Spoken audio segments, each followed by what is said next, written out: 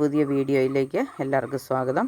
ഈ നാരങ്ങയുടെ വിശേഷങ്ങളാണ്, അല്ലെങ്കിൽ നാരങ്ങയുടെയും നാരകത്തിൻ്റെയും വിശേഷങ്ങളാണ് ഇന്ന് പറയാൻ പോകുന്നത്. ഇത് കണ്ടോ, ഇതൊരു മധുര നാരങ്ങയാണ്. ആദ്യമായിട്ട് കായ്ച്ച് രണ്ട് മൂന്നെണ്ണം പൊഴിഞ്ഞു പോയി. അത് കഴിഞ്ഞ് ഒരെണ്ണം പതുക്കെ പഴുത്തു തുടങ്ങിയതാണ്. അതും വിണ്ട് കീറി ചടിപ്പോയി. ആദ്യമായിട്ട് കായ്ച്ചൊരു മധുര നാരകമായിരുന്നു.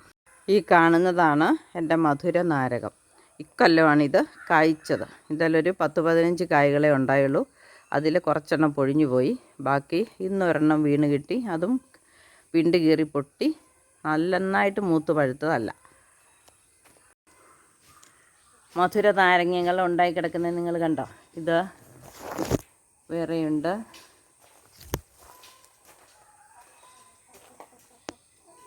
ഒരു 5-8 എണ്ണം ഉണ്ട്. സൂര്യപ്രകാശം കാരണം നിങ്ങൾക്ക് അത്ര കാണത്തില്ല അല്ലേ.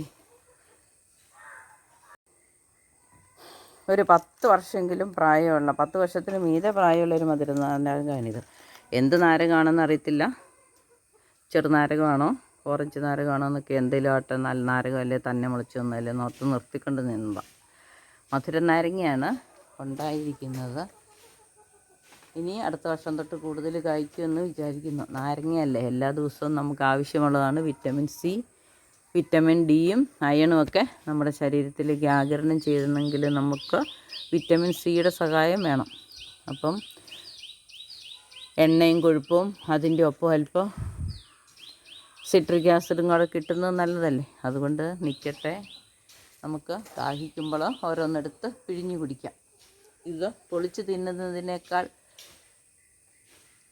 നല്ലത് പിഴിഞ്ഞ് അല്പം ഉപ്പും പഞ്ചസാരയും ഒന്നും ചേർക്കാതെ നീരിനകത്തേക്ക് കുറച്ച് വെള്ളം കൂടെ ഒഴിച്ചിട്ട് നമുക്ക് കുടിക്കാം. നമ്മുടെ ആരോഗ്യത്തിന് അത് നല്ലതാണ്. എല്ലാ ദിവസവും കുടിക്കുന്നതും നല്ലതാണ്. എല്ലാ ദിവസവും കുടിച്ചിരിക്കേണ്ടതാണ്. ഇല്ലെങ്കിൽ വേറെ പഴങ്ങൾ കഴിക്കുന്നതിനേക്കാൾ ഒരു 2-3 തുള്ളി നാരങ്ങ നീര് നമ്മുടെ ഉള്ളിൽ ചെന്നാൽ നമുക്ക് ആവശ്യത്തിനുള്ള വിറ്റമിൻ സി കിട്ടും എന്നാണ് പറയുന്നത്. നാരകം നട്ടടം കൂവളം കെട്ടണം. നാരകം നടുവല്ല ചെയ്യുന്നത്, തന്നെ ഉണ്ടായി വരുവാണ്. നട്ടാൽ പിടിക്കാൻ ബുദ്ധിമുട്ടാണ്. നാരകത്തോട്ടങ്ങളൊക്കെ നമുക്ക് അറിയാം. എങ്കിൽ പോലും നമ്മുടെ നാട്ടിൽ നാരകം അങ്ങനെ നടാറില്ല, തന്നെ ഉണ്ടായി വരാറാണ് പതിവ്. ഇതുപോലെ തന്നെ മുളച്ച് വന്നതാണ്. കളയാതെ അവിടെ നിർത്തി ഒരു 10-15 വർഷം കൊണ്ട് ഇന്ന് കായ്ച്ചത്. ഇത് കായ്ക്കാൻ മോരൊഴിച്ചാൽ നല്ലതാണ്, തൈരൊഴിച്ചാൽ നല്ലതാണ്, പാലൊഴിച്ചാൽ നല്ലതാണെന്നൊക്കെ പറഞ്ഞിട്ട് ഞാൻ മുട്ടത്തോട് പൊടിച്ച് ചുവട്ടിലിട്ട് നോക്കി, പാലിനകത്ത് വെള്ളം ചേർത്ത് ഒഴിച്ച് നോക്കി, തൈരിനകത്ത് വെള്ളം ചേർത്ത് ഒഴിച്ച് നോക്കി, അങ്ങനെയൊക്കെ നോക്കി. പക്ഷേ ഇക്കൊല്ലം ഇതൊന്നും ചെയ്യാതെ ഇതിൻ്റെ ചുവട്ടിലിട്ട കുമ്മായവും മുട്ടത്തോട് പൊടിച്ചതൊക്കെ അതിൻ്റെ ചുവട്ടിൽ കിടപ്പുണ്ടായിരുന്നു. എന്നാൽ ഇക്കൊല്ലം കായ്ച്ചു. ഇനി കൂടുതൽ കായ്ക്കുമെന്ന് വിചാരിക്കുന്നു. അപ്പം എൻ്റെ ഇന്നത്തെ വീഡിയോ ഇത്രയേ ഉള്ളൂ. നാരകത്തെപ്പറ്റി, ഈ നാരകമല്ല ഏതെങ്കിലും നാരകമൊക്കെ എല്ലാവരുടെയും വീട്ടിലുണ്ടെങ്കിൽ സ്വന്തമായിട്ട് നമുക്ക് വിറ്റമിൻ സി എല്ലാ ദിവസവും പൈസ മുടക്കില്ലാതെ നമുക്ക് കിട്ടും. ഈ നാരകത്തിൻ്റെ ഒരു പ്രത്യേകത എന്ന് പറഞ്ഞാൽ ഇതിലെല്ലാ സമയത്തും നാരങ്ങകൾ കാണും. ഇപ്പോൾ ഇതാണ് ഏറ്റവും വലുത്. പൊഴിഞ്ഞു പോയ ഒരെണ്ണം നിങ്ങളെ ഞാൻ കാണിച്ചില്ല. അത് കഴിഞ്ഞാൽ പിന്നത്തെ വലുതുകൾ ഇതാണ്. പക്ഷേ തീരെ വട്ട് പോലെയുള്ളതും കാപ്പിക്കുരു പോലെയുള്ളതൊക്കെ ചെറുതായിട്ട് ഇതിൻ്റെ തുമ്പത്തോടൊക്കെ ഉണ്ടായി നിൽപ്പുണ്ട്. അപ്പോൾ ഇതെല്ലാ കാലത്തും ഈ മധുര നാരകത്തിൽ കായ്കളുണ്ടാകുമെന്നാണ് ഇതിൻ്റെ പ്രത്യേകത.